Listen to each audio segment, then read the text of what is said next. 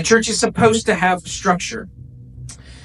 Now, again, I also think that people might come when we talk about ecclesiology or things like church organization, and they might say that, hey, there are more important issues that we need to deal with. Why are we spending time dealing with this? Shouldn't we be dealing with a whole host of other things?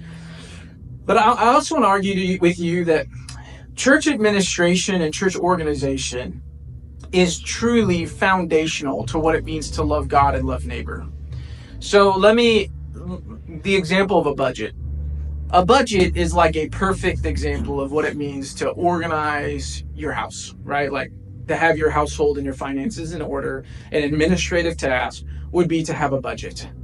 Okay, I don't know of any Christian I've ever talked to that would say, hey, having a budget is pretty pragmatic. We just need to be free and organic with how we spend money and just see where the Spirit leads. Now, I do know people like that. It doesn't go well for those people. Because what you're going to find is people who don't have a budget are unable to love God fully, right? Because people who don't have a budget are typically people who are enslaved to their money because they don't know where it's going.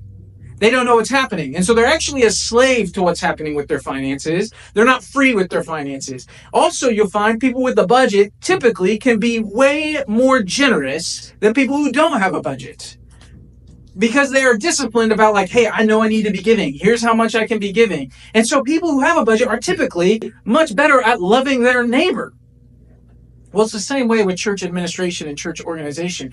When we organize and administer the church in the proper way that God has administered and organized the church, we are able to love God. Because we're not enslaved to, okay, what's the whims of the culture? What's the whims of what's happening next? No. Like we have a structure. We know the direction. We can discern the things that are excellent, as Paul tells us in Philippians. Like we can know what's happening next as we've organized it according to God's word. And we're able to love our neighbor because we know our purpose. We know our boundaries. We know what we're supposed to be doing. And so when we're talking about ecclesiology, the organization of the church, we're not just talking about like, hey, this is a fun thing. We're talking about something that directly affects our ability to love God and love others. The church is not a hodgepodge of people who just happen to like one another that get together on Sunday morning and then read some Bible verses together. No, we have a mission, and to accomplish a mission, we need organization that God has given us in His Word.